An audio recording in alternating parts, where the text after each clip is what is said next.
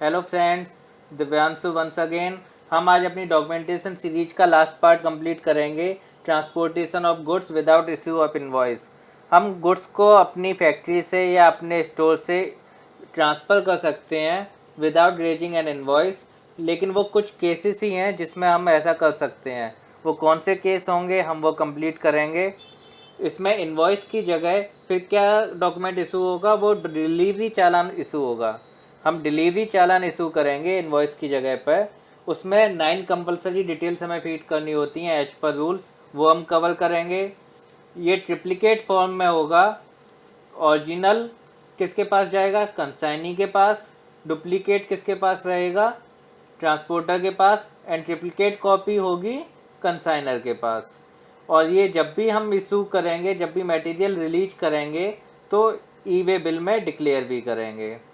अगर आपको मेरी वीडियो अच्छी लग रही है then please subscribe my YouTube channel also. आज का टॉपिक हम स्टार्ट करते हैं, इसका फॉर्मेट भी हम कवर करेंगे। चलिए आगे चलते हैं। कंसाइनर इशू कर सकता है delivery challan in place of invoice, लेकिन ये सिर्फ 4 केसेस में है। केवल 4 केसेस अलाउ किए हैं। वो कौन कौन से केसेस हैं? पहला है, अगर लिक्विड गैस सप्लाई हो रही है तो लिक्विड गैस के केस में कई बार क्वांटिटी क्लियर नहीं हो पाती, या सामने वाले को कितनी क्वांटिटी डिलीवर होगी वो कंफर्म नहीं हो पाती, तो इस बेसिस पे इनवॉइस रेज नहीं हो सकता। तो ये पहले डिलीवरी चालान पर जाएगा, जब फाइनल सप्लाई हो जाएगी उसके बाद इनवॉइस रेज होगा।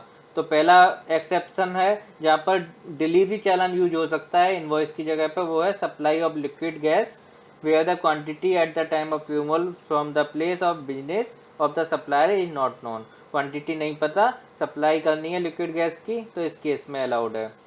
सेकंड पॉइंट है, अगर जॉब वर्क के लिए भेजा है आपने गुड्स, जॉब वर्क के लिए भेजा है तो आप सप्लाई तो कर नहीं रहे हो, सेल तो कर नहीं रहे हो, केवल जॉब वर्क करेगा, जॉब वर्क को आपको रिटर्न कर देगा।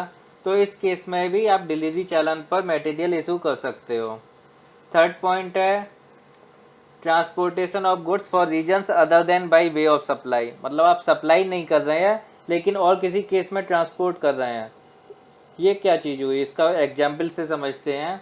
अगर आपकी एक ब्रांच है चांदनी चौक में, दूसरी ब्रांच है करोल बाग में। आप चांदनी चौक से स्टॉक ट्रांसफ़र कर रहे हो करोल बाग में, आपका सेम रजिस्ट्रेशन नंबर है, अगर सेम स्टेट में है दिल्ली में दोनों लोकेशन, तो आप गुड्स स्टॉक ट्रांसफ़र कर सकते हो और ये सप्लाई नहीं है, तो इस केस में आप डिलीवरी चालान के बेसिस पे स्टॉक सप्लाई कर सकते हो। क्लियर है? लेकिन अगर वर्टिकल अलग अलग होंगे तो रजिस्ट्रेशन नंबर भी आपका अलग हो जाएगा, उस केस में आपको इनवॉइस रेज करना होगा। अगर सेम स्टेट में भी आपके वर्टिकल्स अलग हैं, रजिस्ट्रेशन नंबर अलग है, तो आपको डिलीवरी चालान नहीं इशू कर सकते, इनवॉइस रेज करना होगा। फोर्थ पॉइंट, अगर इंडस्ट्री की कोई डिमांड आई, उसके बेसिस पे गवर्नमेंट नोटिफाई करती है अगर, तो फिर वो सारी कैटेगरीज फॉल करेंगी डिलीवरी चालान अलाउ करने पर। ठीक है, ये चारों पॉइंट क्लियर है। पहला लिक्विड गैस सप्लाई के लिए, सेकंड अगर जॉब वर्क के लिए आपने कोई गुड्स ट्रांसफ़र किया है, थर्ड अगर आप ट्रांसपोर्ट कर रहे हैं और वो सप्लाई कैटेगरी में नहीं आता है, एंड फोर्थ पॉइंट जो भी कैटेगरी नोटिफाई करी है बोर्ड ने। ठीक है, आगे चलते हैं। ये फॉर्मेट है हमारा डिलीवरी चालान का। इसे बहुत सिंपल तरीके से बनाया है। इसमें सारी डिटेल्स जो ग्रीन वाली हैं वो कंपलसरी हैं, जो स्काई ब्लू है वो कुछ केस में ही कंपलसरी है, एंड येलो हाईलाइटेड ऑप्शनल है। आप चाहें तो करें, चाहें तो नहीं डालें डिटेल। वो पहला देखते हैं कि नेम चाहिए, एड्रेस चाहिए। ये नेम एंड एड्रेस किसके चाहिए? ये कंसाइनर के चाहिए, जो स्टॉक ट्रांसफ़र कर रहा है उसके चाहिए। ठीक है, इसके बाद कंसाइनर की और डिटेल्स भी चाहिए। क्या? GSTIN number, delivery challan number, ये 16 डिजिट नंबर हो सकता है, उससे ज़्यादा नहीं। Delivery challan date, GSTIN number 15 digit हो गया, delivery challan number maximum 16 digit हो सकता है, and delivery challan date DDMM YYYY या जैसे भी डेट के फॉर्मेट है उसमें आप डाल सकते हैं। ये कंसाइनर की डिटेल्स फिल करनी है। इसके बाद कंसाइनी की डिटेल्स पर आते हैं। कंसाइनी की डिटेल में कंसाइनी का नेम, कंसाइनी का एड्रेस, GSTIN नंबर अगर कंसाइनी रजिस्टर्ड है। ठीक है, इतना क्लियर है। लेकिन अगर ट्रांसपोर्टेशन हो रहा है सप्लाई की तरह टू कंसाइनी, अगर सप्लाई की तरह हो रहा है कंसाइनी को और इंट्रा स्टेट नहीं इंटर स्टेट हो रहा है। इंट्रा स्टेट होता है अगर सेम स्टेट में है, इंटर स्टेट हो रहा है दूसरे स्टेट में जा रहा है तो प्लेस ऑफ सप्लाई भी कंपलसरी हो जाएगी। केवल एक केस में प्लेस ऑफ सप्लाई आएगी अगर ट्रांसपोर्टेशन सप्लाई की फॉर्म में हो रहा है कंसाइनी को और इंटर स्टेट मूवमेंट हो रहा है। ठीक है, क्लियर है? आगे चलते हैं। अब गुड्स की डिटेल क्या क्या हमें फीड करनी है वो देखते हैं। सीरियल नंबर ऑप्शनल है, पहले ही बताया था।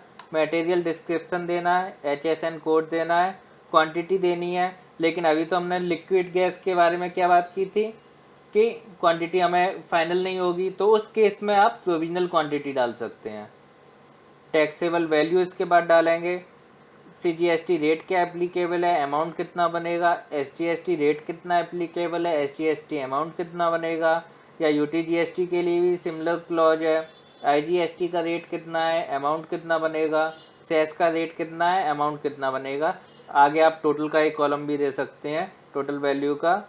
तो ये डिटेल्स फीड करनी है। इसके बाद ऑथोराइज सिग्नेटरी के साइन हो जाएंगे, आपका डिलीवरी चालान कंप्लीट हो गया। और एक चीज़ और याद रखना कि आपको ये ई-वे बिल में भी सबमिट करना है जब भी आप स्टॉक मूव करेंगे। तो अगर आपको कोई क्वेरी क्लैरिटी हो तो आप कमेंट बॉक्स में डाल सकते हैं। I will try to reply within 24 hours. और अगर आपको मेरी वीडियोज अच्छी लग रही हैं then please like and share also, और मेरा चैनल सब्सक्राइब जरूर कीजिए। Thanks a lot.